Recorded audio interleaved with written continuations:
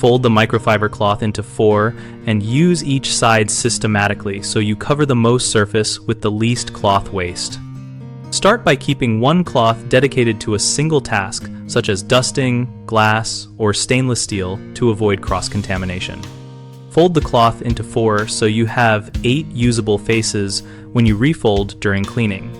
This preserves surface area and gives you a predictable rotation as sides get dirty. For wet cleaning, lightly dampen the cloth with clean water or a mild cleaner applied to the cloth, not the surface, to prevent streaks and pooling. Work in overlapping passes, moving from cleanest to dirtiest areas so you are not spreading soil back onto clean surfaces. When a face becomes soiled or saturated, refold to a fresh face and keep track by turning the cloth consistently in the same direction. Reserve at least one dry face for final buffing or polishing to remove remaining streaks and restore sheen. Common mistakes are using one large swath of cloth until it is fully dirty, which spreads grime rather than removing it.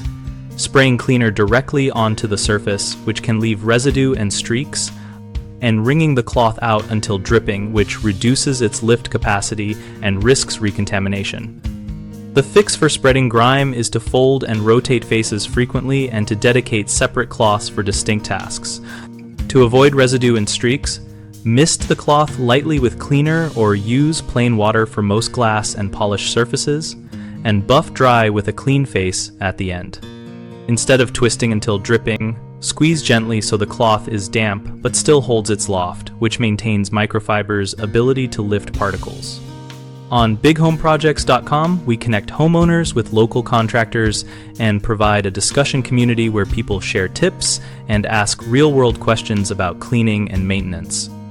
We help contractors find local work and let homeowners read conversations and post their own experiences so everyone learns practical, tested approaches.